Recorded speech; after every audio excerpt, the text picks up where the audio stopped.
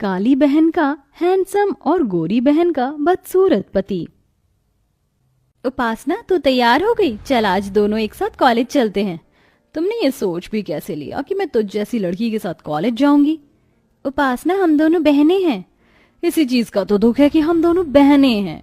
एक बार तो खुद को शीशे में देख और मुझे देख, तुझ में और मुझ में जमीन आसमान का फर्क है। उपासना की ये बात सुनकर काजल दुखी हो जाती है और अपना बैग लेकर कॉलेज के लिए निकल जाती है। तो वहीं दूसरी ओर जब उपासना मुंह बनाकर जाने लगती है तो विमला उसे रोक लेती है। अरे उपासना बेटा, तू बिना खाए कहाँ जा रही? और काजल को क्या हुआ? आज उसने भी खाना नहीं खाया, ऐसे ही चल पड़ी। होना क्या है, हमेशा की तरह साथ में चलने के लिए कह रही थी और जब मैंने उसे उसकी हकीकत दिखा दी तो मुंह बनाकर चली गई। पता नहीं ये लड़की कब समझेगी। कितनी बार मैंने इसे कहा है थोड़ा मेकअप कर ले, क्रीम लगा ले, पर नहीं, इसे तो अपना काला रंग ही पसंद है। इससे तो मैं परेशान आ गई हूँ। काजल और उपासना दोनों ही विमला की सगी बेटी थी, पर फिर भी विमला अपनी दोनों बेटियों में फर्क करती थी। ऐसे ही कुछ दिन बीत जाते हैं और एक दिन उपासना और काजल कॉलेज से घर आ रही होती हैं। रोड पर पानी भरा होता है, तभी एक बच्चा वहां से गुजरने लगता है, पर सामने से आ रही गाड़ी काजल देख लेती है और उस बच्चे को अपनी ओर खींच लेती है, जिस वजह से पानी के छींटे उपासना के ऊपर आ जाते हैं। बेटा, तुम ठीक तो हो? तुम्हें दिखाई नहीं दे रहा था, सामने से गाड़ी आ रही है। अगर अभी तुम्हें चोट लग जाती तो? उसका तो पता नहीं, पर आज ये साबित हो गया काजल कि मैं तेरे साथ कहीं आ जा नहीं सकती। तेरी वजह से और इस बच्चे की वजह से मेरे इतने महंगे कपड़े और मेकअप खराब हो गए। अब क्या मैं ऐसी हालत में घर जाऊंगी? अरे कोई बात नहीं उपासना यार, हम तेरे दोस्त हैं, कब काम आएंगे? तू हमारे साथ हमारे घर चल, हमारा घर यहीं पास में है। और वैसे भी जब तुम दोनों बहन एक साथ चलती हो तो लगता है कि दिन और रात एक साथ चल रहा है। उपासना के सारे दोस्त काजल के काले रंग का मजाक उड़ाते हैं और उपासना चुपचाप सब सुनती है। कुछ देर बाद उपासना अपने दोस्तों के साथ उनके घर चली जाती है और बेचारी काजल आंखों में आंसू लिए वहां से निकल जाती है। पर यह सब कुछ विक्रम नाम का एक लड़का देख लेता है, जो कि काफी हैंडसम था। वो घर जाकर सारी बात अपनी माँ को बताता है और अपनी माँ से कहता है, माँ, उसका सांवला रंग और गोरा दिल देखकर मेरा दिल उस पर आ गया है। माँ, वो मेरी कॉलेज की ही है। आप प्लीज मेरा रिश्ता लेकर उसके घर चलो ना। अच्छा ठीक है बाबा, ले जाऊंगी उसका रिश्ता, पर पहले तू अपने एग्जाम तो क्लियर कर ले और अपने पापा की कंपनी संभाल ले, क्योंकि कोई भी माँ बाप बेरोजगार के हाथों में अपनी लड़की का हाथ नहीं देते। सही कहा माँ, अब तो मैं काजल को पाने के लिए दुगनी मेहनत करूंगा। विक्रम को काजल इतनी पसंद आती है कि वो हर समय काजल के बारे में सोचता है और कॉलेज में भी बस उसे ही देखता है। समय यूं ही गुजरता है और उन तीनों की पढ़ाई पूरी हो जाती है और विमला उपासना के लिए रिश्ते देखना शुरू कर देती है।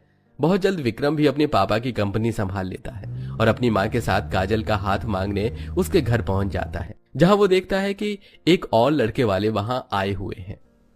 माफ करना जी, पर हमने आपको पहचाना नहीं। बहन, भाई साहब, मैं विक्रम की माँ हूँ। विक्रम आपकी बेटी को बहुत पसंद करता है, इसीलिए बिना बताए हम यहाँ आपकी बेटी का हाथ मांगने के लिए आ गए हैं। माफ करना बहन, पर मैंने अपनी उपासना का रिश्ता पहले ही सुनील बेटे से तय कर दिया है। कोई बात नहीं बहन जी, हमारी एक और बेटी है। अगर आप चाहे तो हम ये रिश्ता अब भी तय कर सकते हैं। भाई साहब, आपको शायद कोई गलतफहमी हो रही है। हम यहाँ उपासना के लिए नहीं बल्कि काजल का हाथ मांगने के लिए ही आए हैं। क्या काजल का? अरे काजल का रिश्ता सुनकर आप क्यों इतना खुश हो रहे हैं? देखा है आपने लड़के को? कहाँ लड़का इतना स्मार्ट और कहाँ हमारी काजल। कोई मेल नहीं है इन दोनों का। अगर कल को हमारी बेटी को कोई दुख उठाना पड़ा तो माफ करना बहन, आप चले जाइए, हमें कोई रिश्ता नहीं करना। आंटी जी, मैं आपसे वादा करता हूँ, मैं कभी भी काजल की आंखों में आंसू नहीं आने दूंगा। बस आप इस रिश्ते के लिए हाँ कर दीजिए, फिर एक साथ आपके घर में 2 बारात आएंगी। विक्रम की अच्छाई देखकर सुरेश अपनी दूसरी बेटी का रिश्ता भी पक्का कर देता है और बहुत जल्द एक ही मंडप पर काजल और उपासना की शादी हो जाती है। शादी के बाद काजल की जिंदगी में खुशियां आ जाती हैं, तो वहीं दूसरी ओर उपासना भी गोरा पति पाकर बहुत खुश थी। सुनील जी, आप तो मेरे सपनों के राजकुमार से भी ज्यादा गोरे और सुंदर निकले। मुझे तो लगता था कि मुझसे ज्यादा गोरा शायद कोई हो ही नहीं सकता, पर आपने तो सुंदरता में मुझे भी फेल कर दिया। उपासना, ये लो तुम्हारा नजरिया है, इसलिए मैं तुम्हें सुंदर देखता हूँ, वरना हर कोई बस मेरा मजाक ही बनाता रहा है। लोगों के ताने और उनके मजाक सुनकर मैंने फैसला किया कि मैं खुद को बदल दूंगा, और मैंने खुद को बदल दिया। लोगों की बातों पर ध्यान मत दो, आप बहुत सुंदर हैं। अच्छा वैसे आप मुझे हनीमून पर कहाँ ले जा रहे हो? जहां तुम कहो। मैं तो कहता हूँ कि हम एक साथ डिसाइड करते हैं कि हम बाहर कहाँ घूमने जाएंगे, पर उससे पहले हम 5 स्टार होटल में चलते हैं एक साथ डिनर करने के लिए। क्या 5 स्टार होटल में? Thank you so much Sunil ji, मेरी जिंदगी में आने के लिए।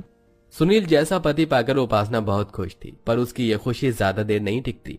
कुछ देर बाद जब सुनील अपना मेकअप उतारकर अपने असली रूप में उपासना के सामने आता है, तो अपने पति का काला रंग और रूप देखकर और बदसूरत चेहरा देखकर उपासना हैरान हो जाती है। तुम्हारी जैसी बीवी पाकर मेरी जिंदगी का मकसद पूरा हो गया। अब मुझे इस मेकअप की जरूरत नहीं है। मैं अपने असली रूप में तुम्हारे साथ रहूंगा। ये आपको क्या हो गया? आप इतने काले बदसूरत कैसे हो गए? आप मेरे साथ कोई मजाक कर रहे हो ना? उपासना, मैं क्यों तुम्हारे साथ मजाक करूंगा? मैंने तुम्हें बताया था ना कि लोग मेरा मजाक बनाते थे क्योंकि मैं काला था, और यही मेरा असली रंग है। और तुम तो मुझे दिल से प्यार करती हो, फिर तुम मेरे काले रंग को देखकर हैरान क्यों हो गई? नहीं, मैं एक काले इंसान की बीवी नहीं बन सकती। तुमने मुझे धोखा दिया है, दूर रहो मुझसे। सुनील का असली रूप देखकर उपासना की अपनी आंखों पर विश्वास नहीं होता, और ना ही वो इस बात को मानने को तैयार होती है और अपनी माँ को फोन करती है। माँ, ये तुमने क्या किया? तुमने मेरी शादी एक काले कलूटे बदसूरत के साथ कर दी और उस काजल की शादी इतने हैंडसम लड़के के साथ, जबकि हैंडसम लड़का मुझे मिलना चाहिए था, पर मुझे वो काला बदसूरत पति मिल गया। उपासना, ये तू क्या कह रही है? अगर दामाद जी सुनेंगे तो उन्हें बुरा लगेगा। क्या खराबी उनके रंग रूप में? वो तुझसे भी ज्यादा गोरे और सुंदर हैं। माँ, मुझे भी अब तक यही लगा था जब तक उनका असली चेहरा नहीं देखा था, पर जब मेकअप उतार कर वो मेरे सामने आए तो उनका काला रंग देखकर मेरे होश उड़ गए। आपने मेरी शादी गलत लड़के से करवा दी। मैं अपने काले बदसूरत पति के साथ चलूंगी तो क्या कहेंगे लोग? गोरी को काला और काली को गोरा पति मिल गया। नहीं माँ, मैं ऐसे आदमी के साथ नहीं रह पाऊंगी। मैं आ रही हूँ आपके पास। जहां उपासना अपने काले बदसूरत पति से परेशान थी, तो वहीं दूसरी ओर काजल की जिंदगी का सारा दुख धीरे धीरे खत्म होने लगता है।